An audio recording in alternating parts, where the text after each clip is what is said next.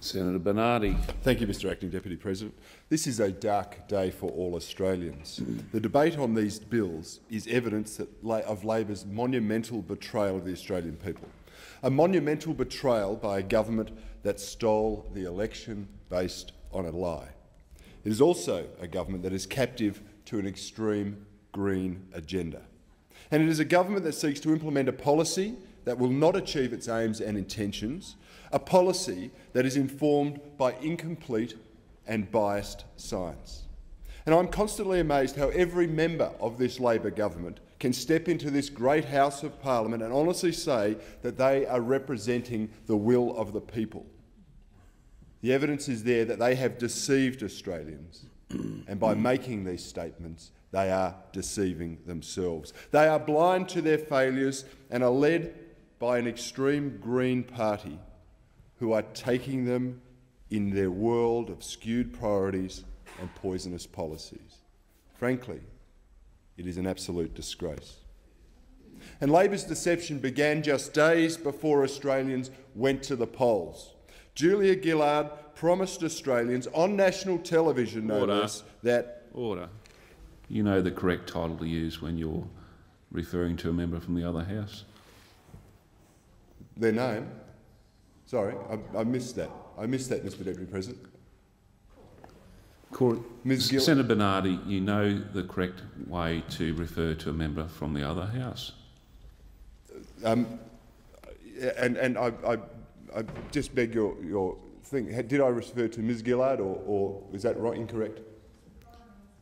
Yes, you did. Okay. Well, the Prime Minister told a blatant untruth on national television when she said there will be no carbon tax under the government I lead. People may indeed be sick of hearing us say that, but we have to repeat again and again and again that promise because it was such a huge betrayal of the Australian people. And would Ms Gillard be Prime Minister today if she had told Australians the truth before the election?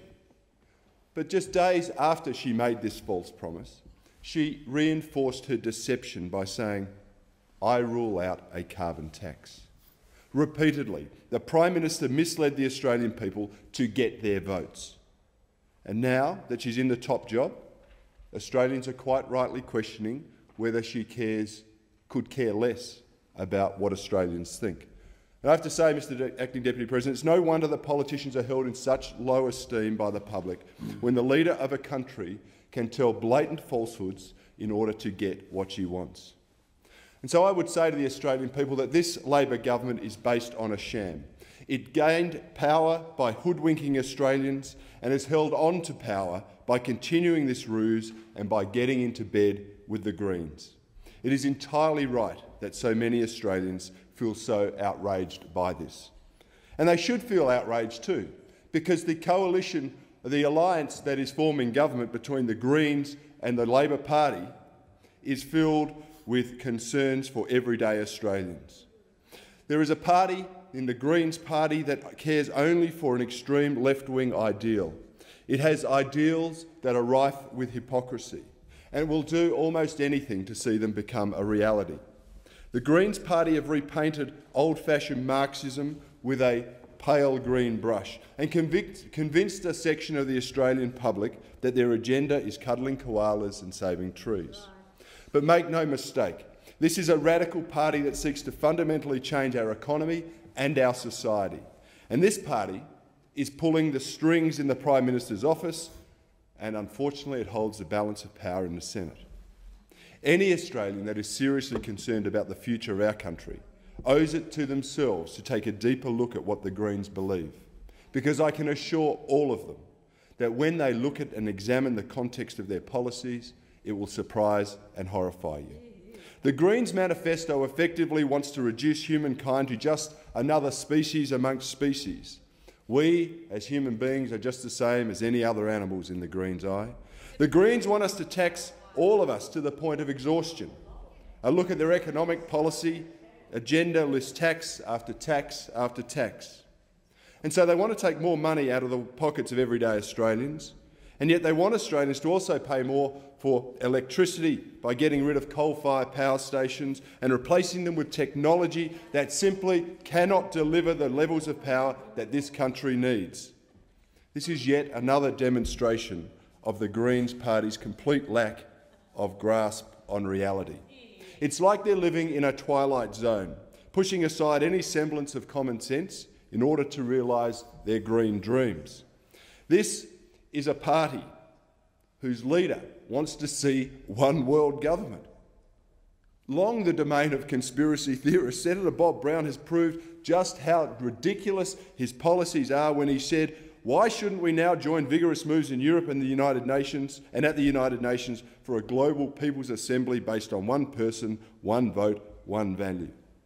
And along with his band of green minstrels, we see further evidence of the Greens with their priorities all wrong. Senator Brown once issued a press release calling for a register of businesses based on the religious beliefs of their owners. And yet, at the same time, we have members of the Greens Party promote and support boycotts of businesses that conduct business with Israel or that are owned by Jews. Actions that would sicken, and indeed do sicken, most normal Australians.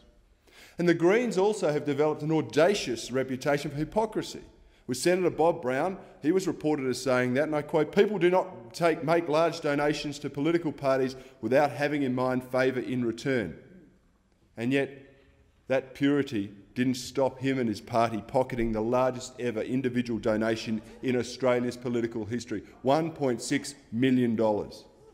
And what about the suggestions and accusations that could have been aimed at Senator Brown and his party when they then asked a number of questions in this place that were directly relevant to the business interests of that donor?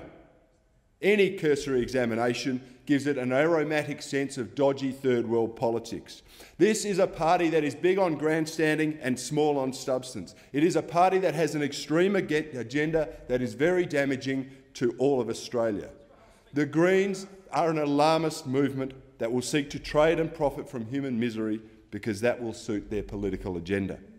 So why on earth, I ask, and the Australian people ask, are Labor letting the Greens run the country? It's because they're scared of losing power. The Labor Party spent 11 years in the opposition wilderness, and then, when they finally got into government, they stuffed up on a monumental scale. Labor know they are incapable of running the country effectively. We've seen it with the bungled home insulation scheme, the BER, cash for clunkers, the Citizens' Assembly, which never saw the light of day, green loans, fuel watch, grocery watch, and we could go on. Labor is scrambling, it is scared, and it is clinging to the Greens in the only hope they have of surviving in the short term. But make no mistake, Mr Acting Deputy President, just as a female praying mantis bites the head off its mate after copulation, so too will this grubby alliance with the Greens destroy the Labor Party. Labor is letting the Greens call the shots, and Australians are going to pay dearly for it. And the first part they're going to pay dearly on is because of this carbon tax. This carbon tax will have a detrimental effect on Australia. It will move Australian businesses and jobs offshore. It will cause thousands of Australians to lose their jobs. It will have a destructive impact on our country's international competitiveness. It will push up prices for already struggling Australian families, and it will not provide any benefit for the environment. Even the government's own people have admitted this. I mean, former Climate Change Minister Penny Wong was quite adamant that a carbon tax was not effective. And I'll give you some quotes. "A carbon tax is a less efficient way in the Australian government's view of dealing with this issue." That's Penny Wong. "Unfortunately, a carbon tax is not the silver bullet some people would think." That's Senator Wong. "You can't have an environmental certainty with a carbon tax."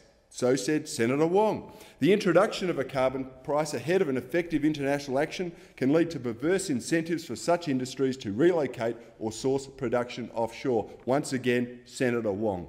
"This carbon tax is based on false assumptions and dubious science. It is based on science muddied by self-interest."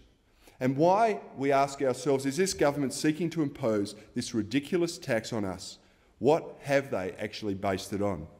Well, they've based it on the IPCC, that bastion of independence and impartiality. I only wish, Mr Deputy President, Hansard could detect the sarcasm in my voice when I say that. Because this government, time and time again, has used information from the IPCC to justify its misguided policies on climate change. Yet last year, the IPCC was exposed as a deceptive and incompetent organisation. It claimed that its reports were based on conclusions by thousands of scientists, yet only a relative handful of scientists contributed to its climate change sections. Many of the leading authors of the IPCC reports are graduate students in their 20s. One co-author was a previous Greenpeace campaigner and became an author at the IPCC at the age of 25. Another one became a lead author well before getting her PhD and was co-authoring reports 10 years before even that. Now, some unkindly suggest that these youngsters were chosen based on their malleability and compliance or their pre-commitment to climate change alarmism. But at least they actually did some research. The IPCC attributed Himalayan glaciers melting to a scientist who actually never made those claims. And yet this didn't stop the IPCC chairman using this falsified information to justify a research grant going to his own organisation. And the fraud continues, with the IPCC's claim that natural disasters would increase due to global warming. Third world nations use this as the basis to seek millions of dollars in compensation. And yet this IPCC claim was based on an unpublished report that had not been subject to scientific scrutiny. And what about that fairy tale that IPCC reports are solely based on peer-reviewed research? Well, it's exactly that, a fairy tale. For example, in its 2007 assessment report, 30% of the report's citations were non-peer reviewed. And this is despite the IPCC chairman, Mr Pachauri, saying to legislators in 2008 that, and I quote, "We carry out an assessment of climate change based on peer-reviewed literature. So everything that we look at and take into account in our assessments has to carry the credibility of peer-reviewed publications. We don't settle for anything less than that." A blatant falsehood, and not one single person corrected his statement, not one scientist. Such dishonesty is mind-boggling. And yet, that is what this government has built this outlandish and outrageous tax upon. Our government has swallowed the IPCC information hook, line and sinker, and they've employed their very own mouthpieces to perpetuate more of the same.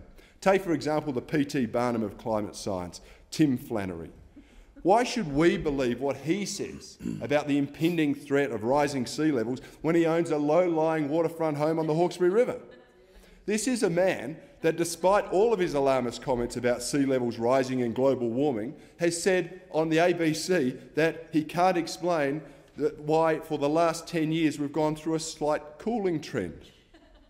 Just like the alarmists can't explain recent best research that confirms there has been no statistical warming for 10 years, despite an ongoing increase in carbon dioxide emissions.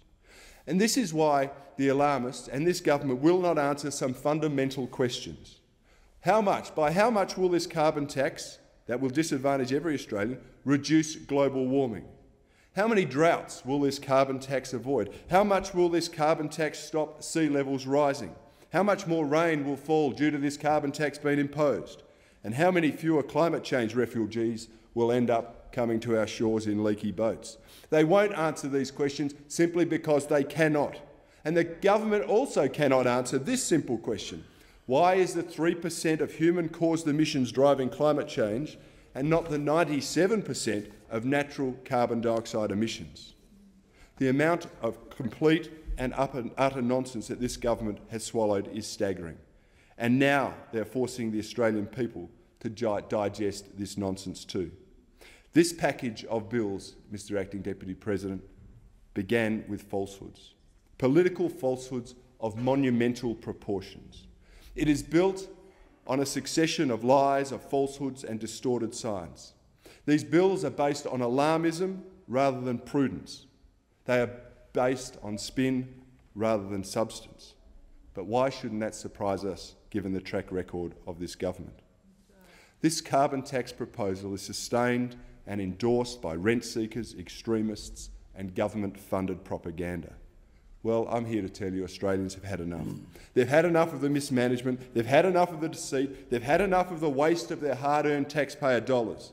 They've had enough of Senator Bob Brown and his Greens party pulling the strings while the hapless Prime Minister dances to his tunes. Australians do not want this carbon tax. It is a tax that will fundamentally change our economy. It will raise prices for families. It will push our jobs overseas. It will cripple business, and all for no environmental gain. It is a tax that is the child of this unholy Labor-Greens alliance. It is a tax that is grounded in dubious and self-interested science. And I say again, Australians do not want this tax. This Greens-led Labor government does not deserve to be called the Australian government because it continually fails to represent the interests of the Australian people and the interests of the Australian nation.